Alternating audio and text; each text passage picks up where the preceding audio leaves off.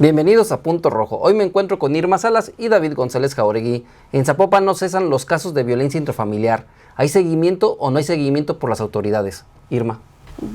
Carlos, pues creo que es insuficiente.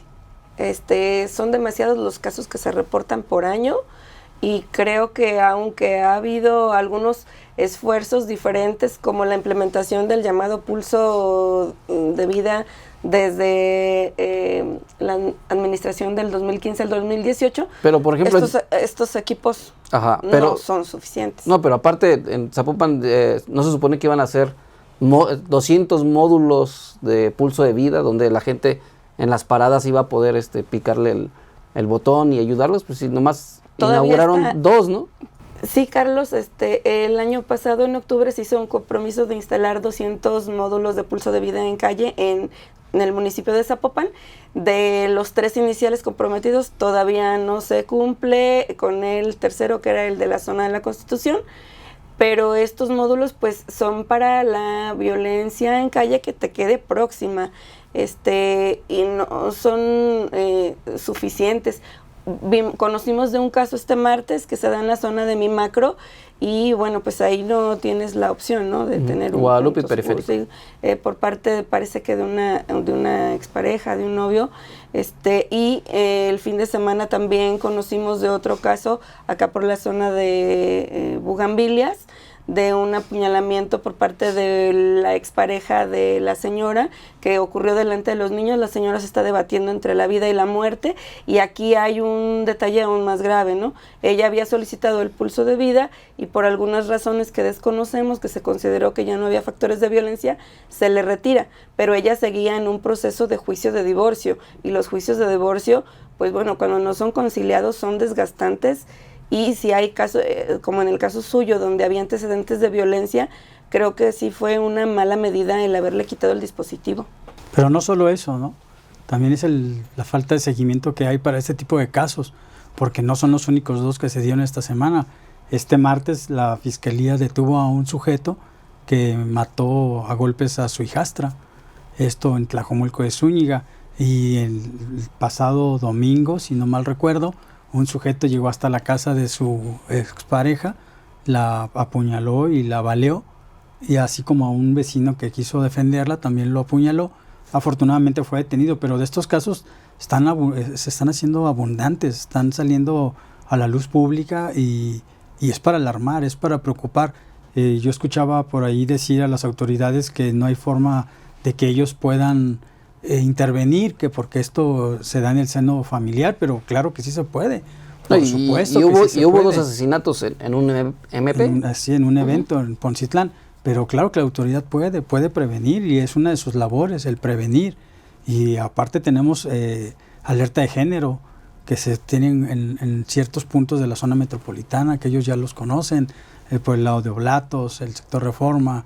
Entonces no se están haciendo las cosas para atender este tipo de casos de violencia intrafamiliar que ahora están dejando víctimas y sobre todo hay niños que están quedando huérfanos por estos ataques. Sí, o sea, el número de casos, yo me voy a remitir a Zapopan, que es el dato que tengo como más fresco, nada más para ver el volumen del problema, pues son más de 5,000, casi 600 casos 2021 y 6,000, casi 300 en el 2022 de mujeres demandando medidas de protección. Entonces, es una cantidad enorme para atender, y si lo quisiera solucionar solo con los dispositivos de pulso de vida, pues serían insuficientes. Esos todavía se cuentan por centenas, ¿no? Decenas, centenas de dispositivos nada más en un municipio. Entonces, creo que es importante atender con celeridad, ya lo habíamos dicho aquí, cuando las mujeres tocan la puerta para pedir atención por violencia. Creo que está faltando meterse a atender también a la contraparte, porque puede que tengan también no solo ira o enojo, sino algún trastorno que derive o motive o pueda llevar a un delito. En el 2022 fueron más de 13,000 casos. 13,000 sí. Casos de violencia intrafamiliar. O sea, es exagerada la cifra. Y sí, hay que atender a la persona que es víctima, pero también al agresor, pero también hay que castigarlo. Ujú. Cuando ya esto ya ocurre hay que castigarlo, pero hay que castigarlo de una forma que sea ejemplar, porque si no esto va a seguir pasando, esto va a seguir ocurriendo. Y darle en Necesitamos- verdad protección Sí, a la que puede ser pero víctima. fíjate, ¿no? los pulsos de vida con todo y que pueden resultar positivos, y es una idea creo que positiva, son momentáneos porque te los pueden dar por 30 días, por 60 días y luego te los quitan. Sí, es que no hay Entonces- suficientes, era lo que comentaba. Pues de este volumen de personas no hay 6,000 dispositivos en Zapopan para al menos garantizarle a cada una de las demandantes del año un dispositivo. Esta chica que tiene nombre se llama Sandra Paola y su vida está en riesgo, lo tuvo, pero justo en el momento que lo necesitó ya no era candidata para portarlo. Y continuaba su juicio que llevaba 2 años, David, 2 años en un juzgado, 2 juicio años, de pero divorcio. que se hizo famoso por las redes sociales. Y el problema también es que el agresor conoce la forma y todos los puntos donde puede Sí. ser débil la otra persona, pues sabe en dónde puede ser vulnerable. Bueno, es que vulnerable lo es desde el momento en que comienzan las agresiones. Deja de que sepa dónde va y dónde vulnerable ya es desde el momento en que la toca. Desde ese momento y más frente a sus hijos. No, yo creo que no hay mayor vulnerabilidad que tener a tus hijos y verte agredida por un sujeto de esta naturaleza que después se intenta, según él, quitar la vida. Ojalá lo hubiera hecho de manera real y no con las tonterías, con una navaja sin filo, a como se ve. Ese tipo de sujetos merece un recibimiento especial en Puente Grande. De verdad, si aquí no se le pudo dar y van a decir que estoy mal, pero ese tipo de gente necesita la buena mano en Puente Grande para ver si así aprende él y a ver si así aprenden otros que quieren llegar a Puente Grande. Es la única forma. La verdad es que si nuestra ley es tan blanda, tan débil, pues algo tenemos que hacer. Los vecinos, los amigos de las víctimas, tenemos que interceder por las personas que son agredidas. Si la autoridad no puede porque está rebasada y luego culpan al seno familiar, pues algo tenemos que hacer para que esto pare, que esto no se salga de control. Y uno también, a veces también como padre o familiar, pues uno también no tiene por qué defender a este tipo de personas. Pues si uno está viendo que tu familiar es el agresor, pues también... Decía el papá de la víctima de Poncitlán que se había llevado a la muchacha desde los 13 años y que no intervenían por miedo. O sea, de verdad, tú puedes ver a tu hija sufrir de esa manera, ser vulnerada, agredida, golpeada, sobajada por un sujeto como estos y quedarte con las manos atadas.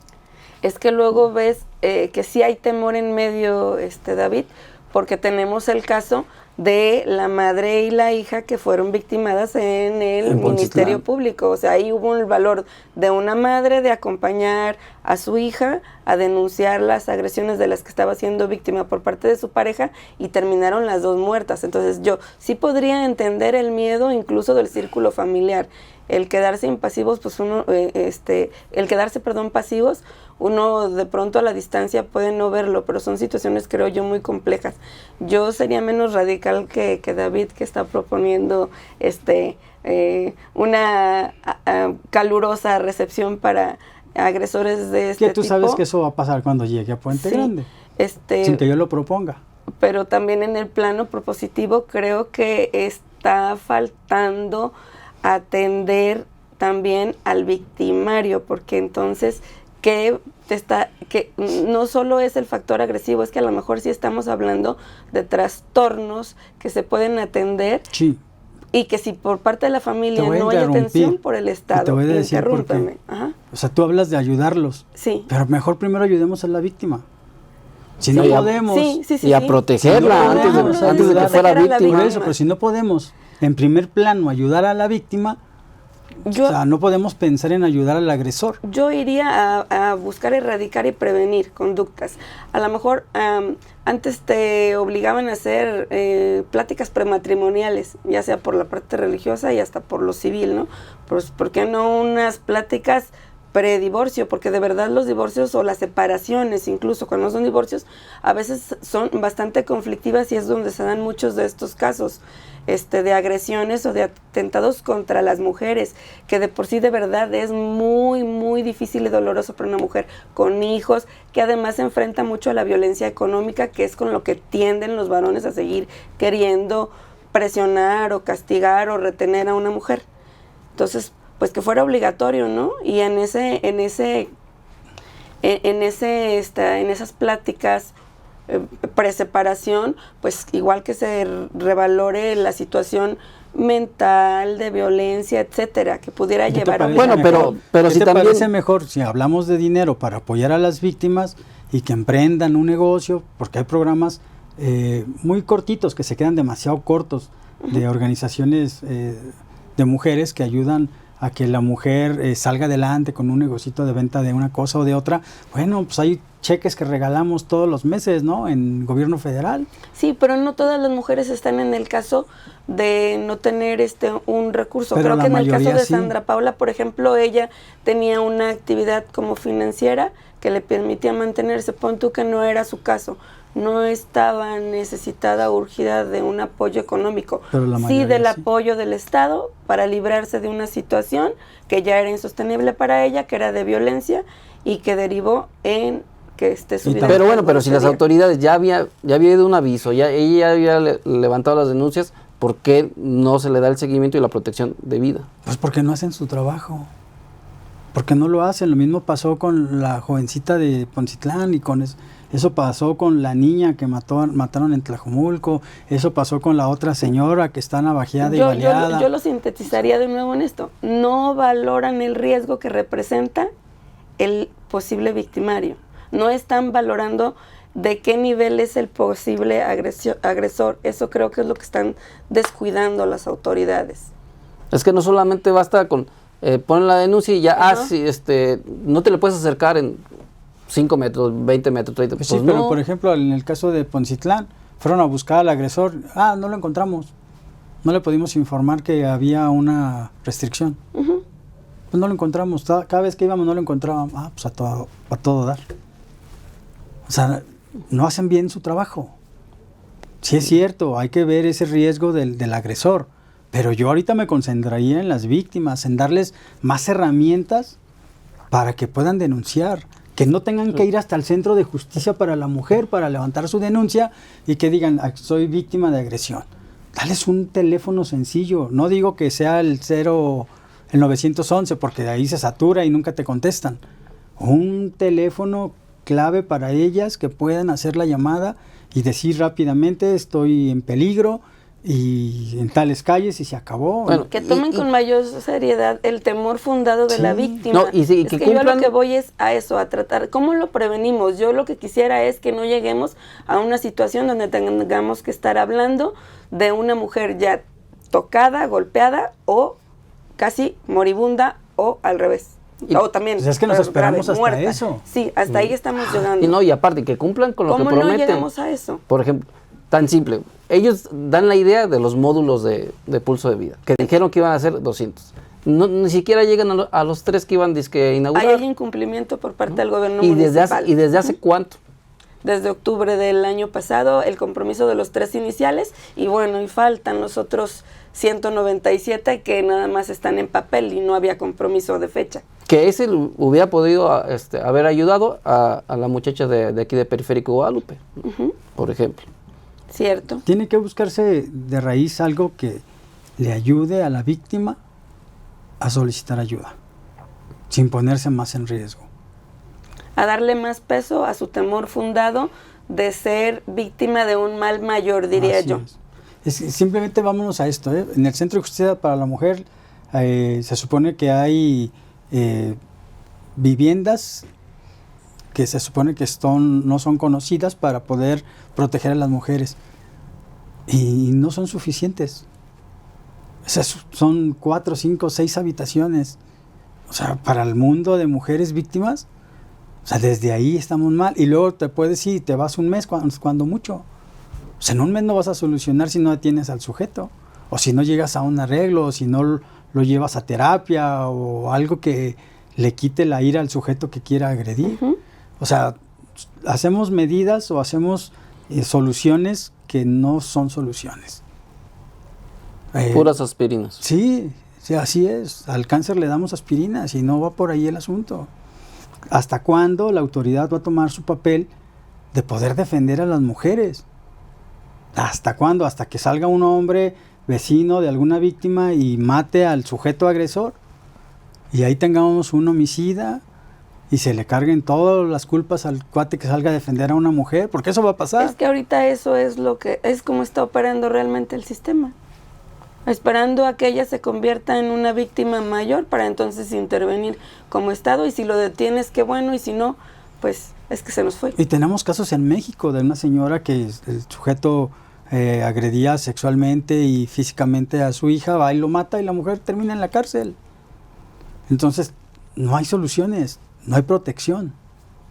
Y actuamos hasta que ocurren las cosas. De esta señora que le robaron también su camioneta, tenía meses ya con la denuncia, y nos enteramos, repito, por las redes sociales, porque los familiares comenzaron a decir que el sujeto la había agredido, que estaba muy grave, que le había robado la camioneta, que la había agredido ante los ojos de los pequeños, y algunas compañeras reporteras que son vivas en este asunto de denunciar y proteger a las mujeres, se metieron a darle voz, y fue como esto trascendió, porque si no, sería un caso más sin conocerlo. Se habría quedado ahí. Y no podemos salir y decir que el problema viene del seno familiar nada más, cuando tú como autoridad tienes que ver la forma de una política pública que defienda a las mujeres y que sea efectiva. Sí, es eso, no ha habido efectividad en las políticas públicas. O sea, el asunto de la violencia es muy complejo y no es nada más un alzar la voz o un me gritó, me intentó pegar, pero creo que la autoridad se espera hasta eso, hasta los casos más críticos para intervenir. No tenemos policías preparados, no tenemos equipos preparados, porque luego llegan ante el Ministerio Público y pues no traes lesiones. Y dice aquí que son 15 días que tardan en sanar tus lesiones, entonces pues no es grave. Eso se encuentran muchas veces cuando una mujer va ante un ministerio público. Y las lesiones mentales, pues las lesiones morales. Y cuando morales, llega la patrulla a tu casa también te ve bien y no, pues es un problema familiar, vámonos, se retiran. Hasta que no pasa una tragedia es cuando reaccionamos. Y eso no puede seguir ocurriendo. ¿Cuántas víctimas más necesitamos? Sí, no hay un seguimiento de las lesiones, se podría decir, de los problemas mentales, ¿no? Decíamos que en enero llevamos 15 mujeres asesinadas. De esas se reconocen oficialmente, ya lo comentaban ayer, 6 feminicidios de 15. Y estos son por las exparejas. Y esas son víctimas ya fallecidas. Pero ver los datos, ahorita estamos hablando de 3 casos que no hay víctima fatal, pero también son casos importantes. Y estamos hablando de un universo de 5,000 a 6,000 que solicitan medidas de protección nada más en un solo municipio, el de Zapopan. Ve el universo, ve la gravedad. Y no tiene las patrullas ni los elementos para estar recorriéndolos. No, pues, volvemos a reiterar, si no quieren cumplir simplemente con 3 módulos que dijeron que iban a inaugurar, de 200. Que se ofrece, hay otro detalle, Carlos, se ofrece el llegar de 3 a 5 minutos cuando activas un pulso de vida, ya sea el personal o los que se van a instalar en calles. Pero si ni siquiera a eventos magnos que se dan en puntos como plazas enormes, en calles transitadas, llegan en los 3 y los 5 minutos, menos llegan cuando se trata de una mujer a la que no le dieron atención en 2 años en toda la cadena del sistema de justicia. Déjenme decirles algo, aquí el problema no es únicamente estatal, los municipios no hacen su chamba, y no le quito peso al Estado, pero los municipios son los directamente responsables de la política pública en su municipio, y ellos creen que con tener 3 unidades especializadas o dedicadas a visitar a mujeres con órdenes de restricción ya terminaron el asunto, Y claro que no. Porque esas son las que tienen orden de restricción. Pero ¿cuántas mujeres no logran obtener una orden de restricción? ¿Cuántas mujeres no logran ni siquiera tener quien las represente? ¿O cuántas mujeres no logran o alcanzan a ir al Ministerio Público ante el temor de que les pongan otra vapuleada? Es a donde yo voy. Tenemos que tener algo que les permita a ellas solicitar la ayuda de manera inmediata y que de manera inmediata se le dé respuesta. Pero tiene que iniciar con los municipios y el Estado los debe de reforzar. Bueno, este tema da para mucho. Ojalá que estos casos ya no vuelvan a pasar. Muchas gracias, Irma. Muchas gracias, David. Y muchas gracias también a ustedes. Y recuerden, manténganse bien informados con nosotros y en nuestras redes sociales.